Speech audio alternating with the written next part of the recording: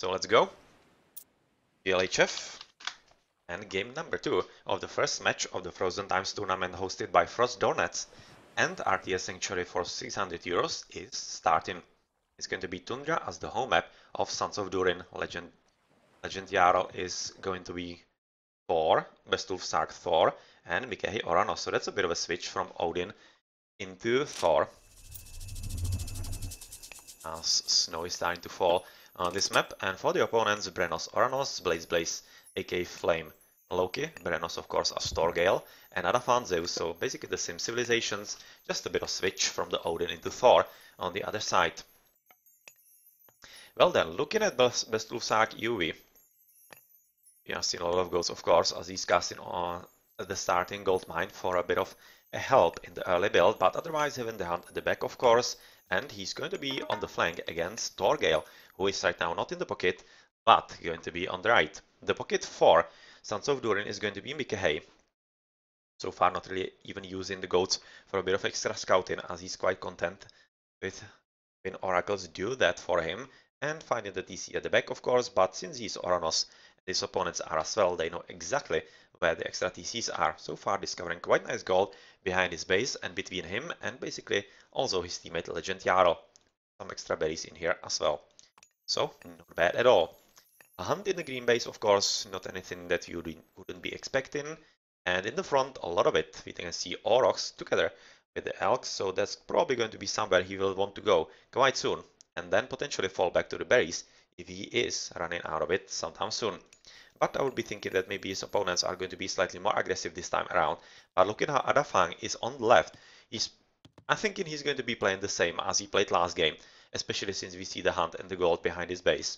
And this is much better, supporting the idea in here.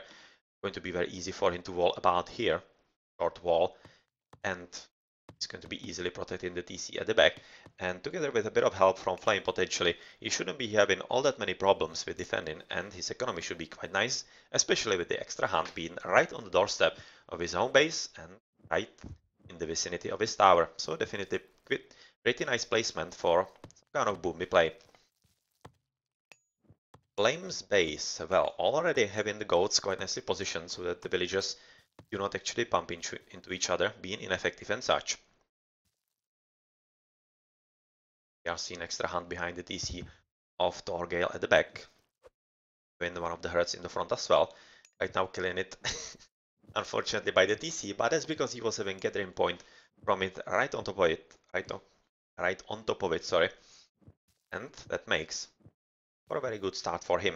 Much better, to be honest, than, for example, for his opponents, even though they are still having the hunt here as well. So I'm thinking it shouldn't be really any kind of problem for either of the teams. Extra hunt in the darkness, right next to gold in here, and a lot of gold at the bottom. So potentially some interesting spot that Bestulfsark might be interested in, especially since he's having his front TC in here. A lot of Aurochs. Wow, that's 1, 2.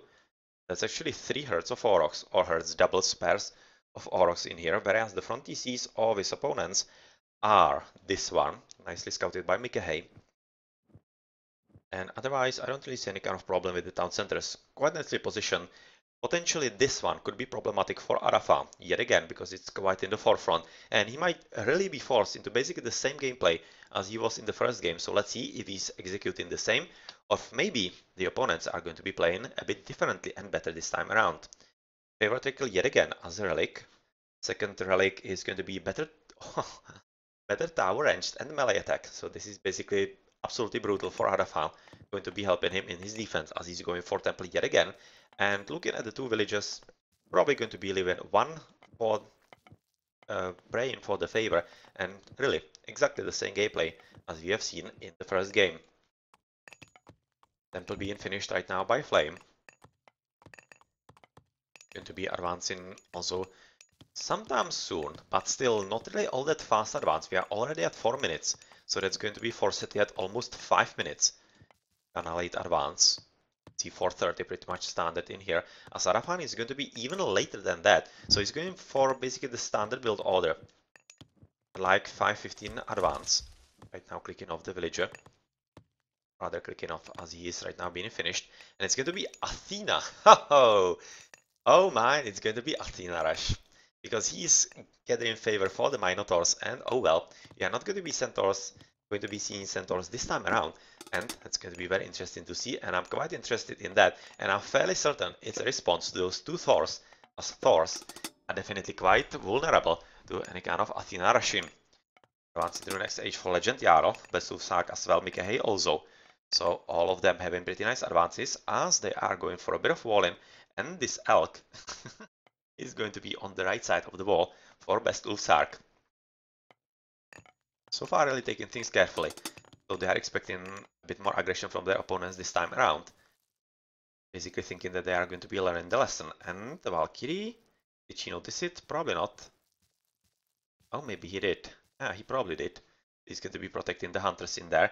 And better caravans, again, not really crucial for this game. And last relic, cheaper secrets of the Titans. That could be making a difference, especially for Thorgale, who has been shown as quite interested in that in the last game. So Oracle in here, gonna be having a fine day. Yep.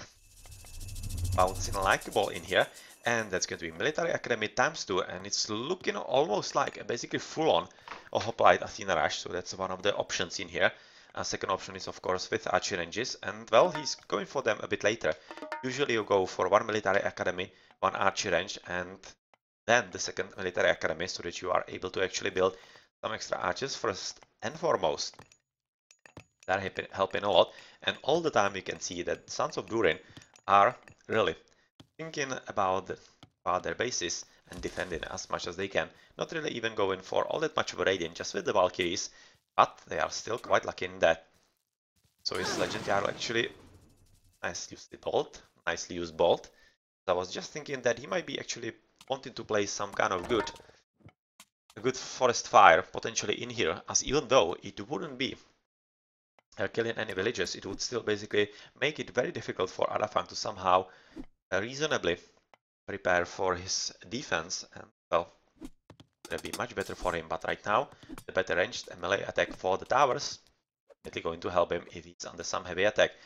Right now, Legend Jarl with Mikehei are attempting a bit of raiding, even though you can see not really all that successful, as Arafang is quite ready, and if he wasn't, Flame is in his base as well, and we can see that Thorgale at the bottom is going to be having a very interesting game against Best Ulfsark, as it's turning into a bit of a 1v1 at the bottom, and so far the Oranos player is doing slightly better. Going right next to the towers, and is he actually going to be upgrading them? So far not. Probably doesn't have the resource. Oh no! Oh no! This is bad. Yeah, because he actually hasn't made a gate. He hasn't made a gate in there, and that's absolutely horrible, especially right now combined with the shockwave. This is so... Oh man, such a big mistake by Best Ulfsark. And of course, when I say played by Brenos, and since this is forcing Best Ulfsark into pretty bad engagement for him, this is a pretty good spot for Brenos to take the battle, and potentially even make the battle for Best Ulfsark even worse than he potentially hoped. But since he's fighting right next to the military buildings, 3 stables, or stables, basically stables, longhouses of course, as he's making a lot of raiders, are making for a lot of difference in the fight. And unfortunately for Thorgale, he wasn't able to supply enough units of his own to somehow continue with the attack. Well, there's a bit of raiding going on by Legend Jarl, but he needs to be careful in his home base, as of course, even though he's doing all he can to kill as many villagers as he can, he's under pretty heavy attack right about now by Arafa, and we are probably going to be seeing an interesting switch towers, of course, quite on time. And looking at the Dwarven Armory, I'm kind of halfway thinking that actually Legend Jarl might be thinking about going for Frost pretty soon. I don't really think this was all that great for his fire. He was probably hoping that he's gonna catch at least a few units of Arafang in there. He did, but not really all that many of them. But still wasn't really half bad. And Best Ulfsark right now is trying to somehow make his presence count and go for a bit of raiding himself. And he could be, oh well, pretty deadly on this hunt at the back. He's able to actually go there and find it in time. At the same time, of course, this means that Brenos is going to be having basically a free day in the opponent's base, as he's right now running out of gold. Fortunately, there's going to be a lot of downtime in economy, even though he is quite nicely walled at the back, so potentially he shouldn't be having any kind of problem in the long run. But still, right about now, he's probably not going to be having enough resources in his economy to somehow supply the unit production that he definitely needs, as he is under heavy attack by Brenos, and at the same time the bulk of his army is raiding at the opponent's bases. That's so close. I'm fairly sure he doesn't know yet about the hunt, because those guys don't really have all that great line of sight, as you can see, and he's leading them away. That's very nicely played by Flame, and really, it's very nicely played, and this will make sure that those guys are not going to be finding this hunt anytime soon, even though he really needs to be careful about shift clicking to the next hunt. Pretty strong army by Blaze is right now right on the doorstep of Green, who is of course going to be helped defense by Mikahei as well, and this is a pretty good switch into Cairo Ballistae, because they will be basically killing the bulk of the hoplites from Arafa, and that's the most dangerous part of his army. The archers are not that difficult to deal with, especially with the raiding cavalry, but those hoplites, these are a pretty big problem, as Zeus's bonus against buildings is making them quite powerful. Yep, a lot of them in here. Oh, there is a way through. It's almost looking like that there actually should be. Ah, there isn't. There is actually one extra tree behind this one, which is plugged in the hole, so the wall is actually intact. But it's almost looking like that they might be actually switching into the pocket. You can see already even the deal player arriving in there. But unfortunately for him, Bestulfsar gets retreated home with majority of his army, and that will mean that Brenos will be in a bit better situation, or rather a bit worse situation than he potentially hoped for. Second TC being captured by Mikahei, as Brenos is already having it. And right now second TC is going to be captured by Blaze as well. But Arafang really needs to be careful, because he's facing a pretty strong army, and the blue careful as well, as of course he doesn't want the Minotaur getting rid of all those Cairo Ballistae. Pretty good army by Legend Jarl, so it's almost looking like that this is very nicely played by SonsOfDurin in the defense. Unfortunately, the spy is still very much alive, as he's attempting to go for the gold, and there's also yet another gold in here, but quite nicely scouted by Arafa, and potentially waiting for the Underworld passage a bit later. Cheap privileges, that's a very nice relic that actually should be captured by either side. Basically just waiting in here for something to kill, and oh well, his economy is gonna be stopped. And yep, he dies, and with Arafan joining into the fun in here as well, we are going to be shortly switching into the opponent's side, because of course Bestulfsar is doing a pretty good job in the offense and trying to raid as much as he can, and this guy is definitely toast, because oh no, I kinda thinking he could have actually sacrificed at least a few of them, and yes, this is a good idea, though a bit later than it should have been cast, I think. Definitely killed someone extra villager, but he already did kill at least the one from the corpses that I see in here, and that's not half bad, especially if we can somehow pursue those food hunters sometime later. But he's at least moving into the woodies. In the economy with opponents quite nicely. But what's also important to notice is that Arafang has stolen a front TC from Legend Jarl, and yep, that's not really ideal for him at all. Second being captured by Bestulfsar, as in the defense it doesn't seem like that actually SonsOfDurin will be doing anything bad, but unfortunately they are moving all around the place with the dwarfies, because they probably don't know that there is a spy, or of course they don't know, but they could have guessed. And that's the reason why, of course, playing together with Arafan are able to find them all the time. So, interesting fight right about now for the Legend Jarl, as I don't really think it was such a great engagement by him, because Arafang is of course having the stronger units and seems to be having the favorable battles. Hoplites against medium raiders, and of course this guy, this Minotaur, is making a whole lot of difference. But with the rest of the army right now joining through fun and heroic age from Bestulfsar, well, quite interesting times could be coming for the Jungle Lions, because of course SonsOfDurin are not really playing half bad yet again, and they are definitely making their presence count, but the spy is working wonders for the Jungle Lions. Yep, that's quite difficult for them to deal with. Quite nice sticky raiding by at least a few extra mythical units. But careful about the tower, of course, as we are also seeing front TC being captured by Brenos, and that's his front. so not really any kind of problem, but he really needs to be careful about raiding, as Best Ulfsark EOV is doing all he can to make his life as annoying as possible. Even though right now he will have to be careful quite a lot, because, well, Blaze is making forward base right on his doorstep, and of course Brenos is having his whole army in his home base, so he will probably have to retreat with everything he has, and he exactly is. Oh, well, careful about this. It's potentially a pretty big problem. Unfortunately, for some reason, Brenos is not really interested in it. Going for the back, and maybe for the TC, but there is... oh yeah, there is potentially gold to be killed, but unfortunately for him, or rather, Best Ulfsark is paying enough attention and not going to be having any kind of problems with that.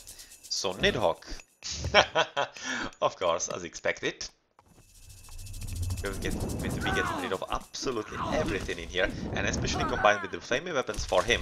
Oh well, that could be quite deadly. At the same time, he's of course going to be losing a lot of units in here because of the Gero Ballistae and the extra throwing axeman. But in the middle, he's going to be wrecking this TC without any kind of problem. And he's definitely going to be hoping that he's gonna draw some extra mythical units, but he won't. He won't, because he's having literally one Hersir, rather 3 Hersirs left, from what I see.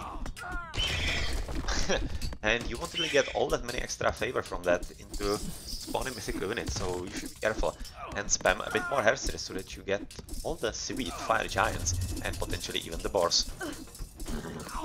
But the flaming weapons did their damage. They killed the TC for the blue player, and oh well, a lot of yellow right now in the green's base, and he's definitely trying to make something interesting, and yep, attempting to do something that will be quite dangerous for the opponents, but so far wasn't really able to do so. Mikahe right now resigning. I'm not exactly sure why, because you can see that Best Ulfsark is doing a pretty good job raiding the TCs and raiding overall on their opponents. Brenos really having a pretty tough time, and even though he is raiding at the back, it wasn't really anything all that bad. But in the middle, they are probably recognizing Mikahe together with Legend Jarl.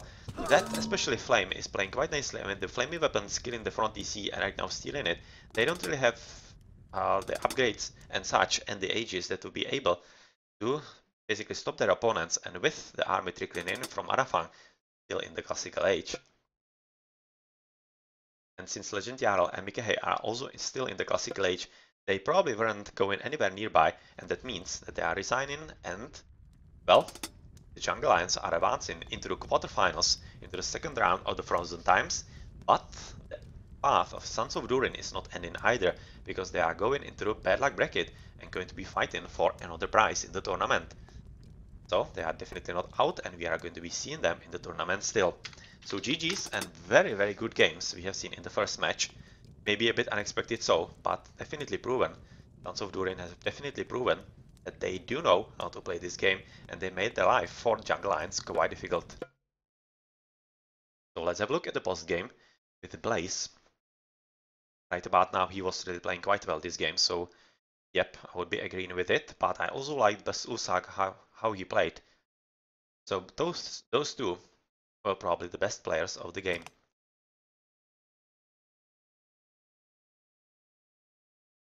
Yet again, nice boom by Arafam. Even though he might not have greatest game, you might not really notice him all that much in the game. He's always going to be having strong economy, and that means that he's always going to come through in the long run, which makes him one of the best team game players in the game. It's just notoriously hard to kill and get rid of. Military count 82 units, skill 32.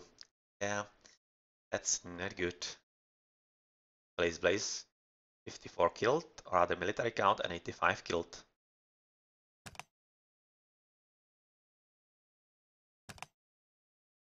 Nicely used pocket position by Flame.